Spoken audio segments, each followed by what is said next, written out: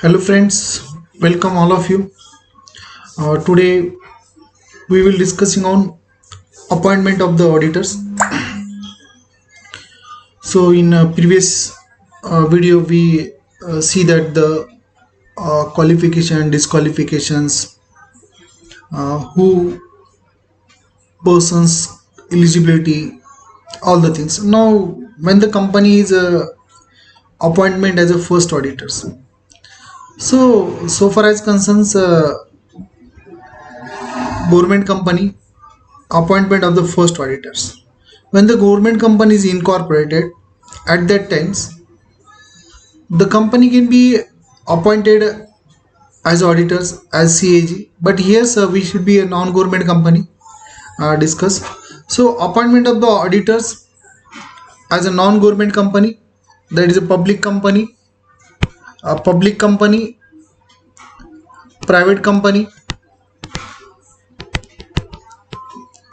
public company or private company, public or private company. Okay, they should be appointed. How the first auditor after the incorporation of the company, when the company should be come into the existence. So first auditors within the 30 days from the date of registration, when the company should be appointed within the 30 days from the incorporation, means the company should be getting the certificate for ROC from the ROC as a registered certificate. Within the 30 days company should be appointed as auditors. Company first auditor can be appointed within the 30 days. In case of failures, okay, maybe a possibility sometimes company is not, a board of director is not appointed within the stipulation of the time 30 days. If the BOD is not appointed within the 30 days, so next 60 days the general meeting should be called, that is a board of directors. Can be a failure to appoint within the 30 days, then next 60 days extraordinary general meeting called of the members of the company, and then members can be appointed as a first auditors. If the board of director failures, then 60 days members of the company in AGMs, yes, EGM or AGMs, extraordinary general meeting should be called, and within the 60 days they should be appointed as an auditors. So this first case, but those persons, maybe if suppose the appointment can be made by the board of directors, and maybe possible, maybe appointment can be done by the next 60 days by the members of the company in general meetings or annual general meeting. In such situation, the person who have to be appointment, he just hold the office till the conclusion of the annual general meetings. Next, we should be see that the appointment of a subsequent auditors. In case of the non-government company, in this case, what happens when the first auditor can be appointed, he can be conclude the office into the AGMs. So when the AGM is concerned, so subsequent audits, if the individual or CA, the appointment can be done by the individual CA, individuals or firms or LPP. So when the subsequent auditor are appointed into the AGMs as per the eligibility, qualifications and recommendation of the audit committee, and board of directors, him can be recommended to the AGMs. So he can be a hold office still 5 years and 6 annual general meeting. The person can be eligible for the appointment for the 5 years, and he should be a 6 annual general meetings. He should be hold the office, means last meeting should be hold into the 5th years, that's first to 6 years. So he should be a continue with the 5 years as it is. If the firm can be appointed, the firm can be a just hold the office 10 years.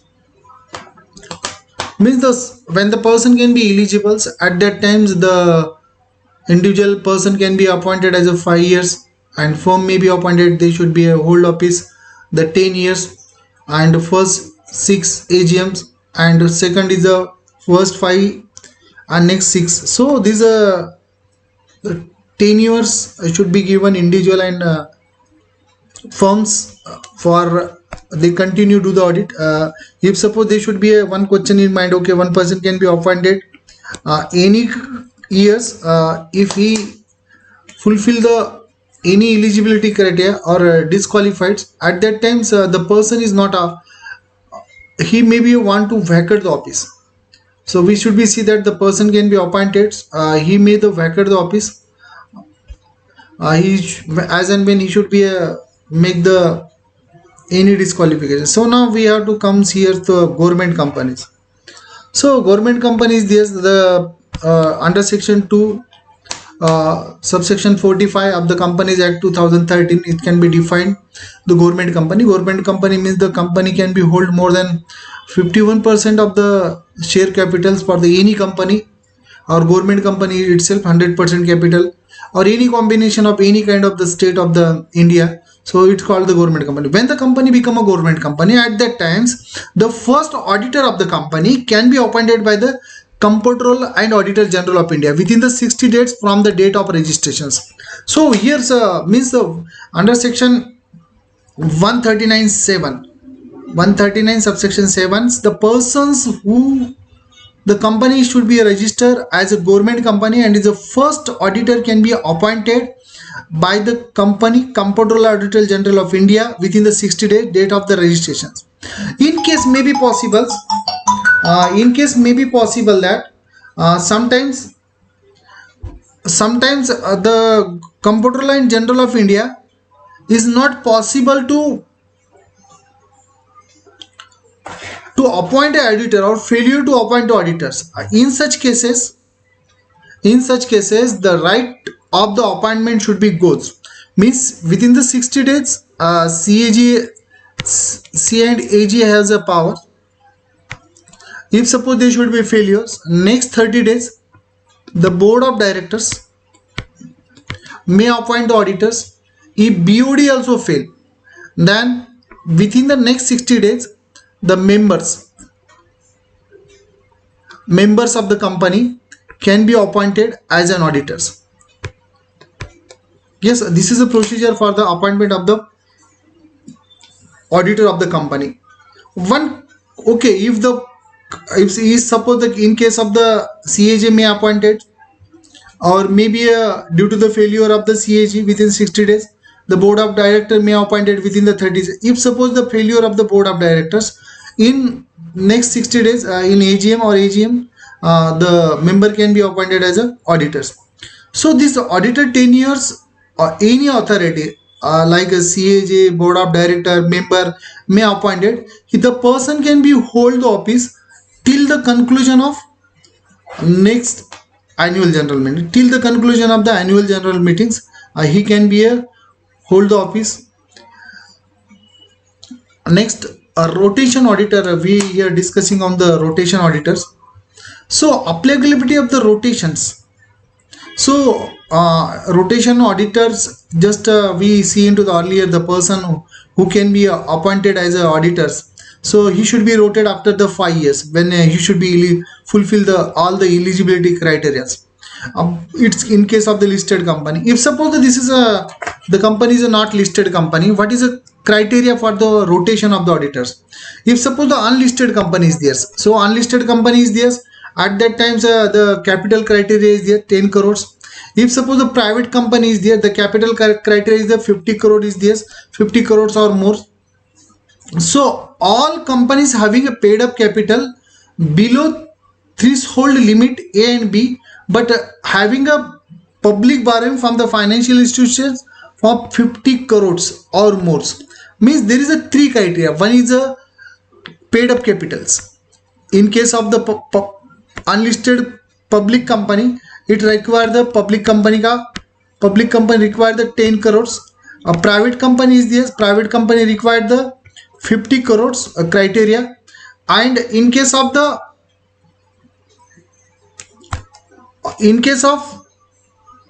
all companies, if suppose the criteria 1 and criteria B is not fulfilled, if suppose they should be having public borrowing more than 50 crores, they should be borrow the capitals, borrow more than 50 crores. At that times, the company is required to appointment as auditor as per the Companies Act 139. Yes, and that person should be a hold office 5 years. And if the company, the firm is there, then they should be hold office 10 years. But in case of one questions, it is a very good questions. If suppose that this criteria it not fulfills, so the rotation concept is not apply such company. If suppose that this paid up capital concept is not apply and not fulfilled by the any company, either private company or public company, then this criteria is not applicable and the auditor may be a hold office as a regular basis. Okay, the tenure of the auditors, one terms of the tenures of the 5 years of the individuals and two terms of the 5 consecutive years of the firms. Means individual person is there, he can be hold the office 5 years. If the two or the firm is there or LPP is there, then they should be a hold the office more than 5 years, and this is a two terms they should be gets. This is a concern with the tenure of the auditors, subsequent auditors. Then cooling periods. So friends, the cooling period is a very interesting concept that the what happens, one person can be appointed in a big organization like listed company and paid up capital fulfill the criteria 10 crores uh, and 50 crores and 50 crores of the borrowings. So that criteria, once a company appointed a Mr. X as an auditors, so he continue or forever auditors. But companies act can be make a very good parameters.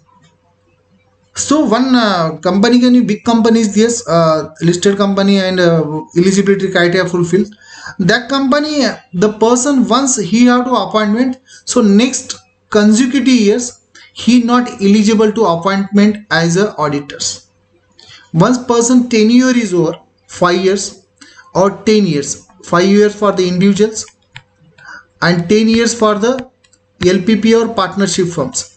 Yes, firms. When the term is this term is over, then the person is not eligible for the next 5 years as an auditors. Yes, the times can be less for the these terms for the 5 years. So it may be one question into the mind of you, sir. Suppose one person can be resigns and one person can be change the partnership firms.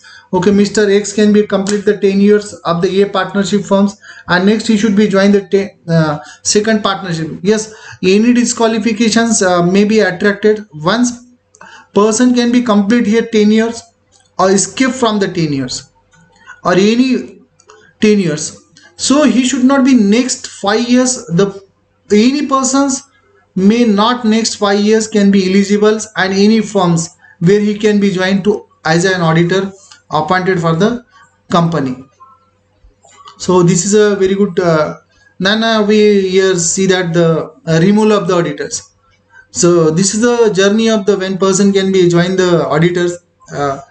Either he should be a resign, either he should be a remove, or tenure can be a overs. So what is a there is a ground to the company to removal of the auditors. When the company can be removal auditors, so there is a chances that the once the company think that the person is not eligible or some uh, other reasons, incapacity of the works or maybe involved into the frauds and suspected transaction, at that time the company pass first special resolutions. So company first pass the special company passing the special resolutions, but before passing the resolutions company previously approval by the central government, CG approval, central government approval is necessary. And uh, and then company pass the special return. First company pass the company go for the approval of the central government. When company can be obtain the approval of the government, and then company pass the special resolutions, then company pass the special resolutions. Yes, special resolution passed by the company. And when the special resolution passed, the company can be give the notice and reason to the auditors. what is a ground they should be removed from the as an auditor of the company. But before the removal of the auditors, opportunity beings can be taken from the auditor. Auditor should be a right. He should be unjustified to remove from the company. He should be a right to produce whatever the side of the his for the justice purpose. And whatever the he should be make the written representation to the company. That representation company can be sent to the as company think that is not defamatory matters. It may be sent to the all the members of the company, or it can be read into the agents. So company then the auditor can be removed. So when the company can be remove the auditors, the applications edited second is this, appointment of edited one form is this, edited two is this, and hold meeting that is a tenure is a 60 days. Company should be call the meeting within the pass after the passing the speculation within the 60 days. Company can be take the this is a parameters of the laws. So next we should be go for the now resignation of the auditors. So under section 141 we see that the auditor removal here the auditor may give the resignations. So if suppose the maybe a chances why auditor should be giving the resignations, may the company's management, company CEO is not cooperate to them, they not providing the records whatever the demand as per the act, and the thing that there is a manipulation is there. So at that times he should be giving the resignation, he should be giving the written resignations, or there is a one form is there, ADT3 is there, and he should be file the form same into ROC of the company. And as and when it is not just we should be appointed of any company, we must auditor must give the reasons why should be resign from the company. Yes, we not go for as our mind and you should be give the reason, you should be give the reasons. So government company auditor want to give the resignations, okay, here appointing authority is the CAG always, so he should be giving the all the things for the CAG, and according to he should be act. Here we should be discussing on the powers of the company auditors. So first we should be discussing on the powers of the company auditors. So friends, one person can be appointed, he should be get the powers under the Companies Act. Means even he's a independent person, but as per the Companies Act, one person can be appointed as an auditor of the company. He should be right to access the books of account. Means it is a right because the company's financial positions exhibit the true and fair view. At that times, all the relevant documents and all the relevant books of account, it is a right of the company auditor to be verified and to ascertain that there is a show the true and fair view or not. So auditor always see that there is a chance maybe a manipulations material misstatement is there, and to he collect the corroborative evidence to discharge their duties. So it is a right also under section 146 of the Companies Act, attend the general meetings. So companies duties that okay, company can be time to time giving the annual general meeting notice to the auditors. So auditors should be come to know when the meeting is going on, and he should be attend the meetings, and whenever the any questions any doubt, he should be any weaknesses of the company or any relevant counseling is required. So whatever the need of the auditors and he want to the explanation of the officers, so he make the attend the annual general meetings and show the things. Now section is a 143 inquiries so far as concerns. Auditor should be make the inquiries regarding the deposits, personal expenses, show the revenue expenses, shares issue other than cash, deposits, company is not an investment company. So this is a inquiry, this is a inquiry should be made by the company's auditor to corroborating the audit evidence. Now last sign the audit report. So any firms may partners or individual person can be appoint as an auditor of the company, he may sign on the audit reports. Under section 145 is this. So eligible persons, appointing persons only can be make the signature of the audit reports. So always the signing is a matter. If person is not eligible sign, it make a contravention of the liability. Thank you very much friends for watching my video.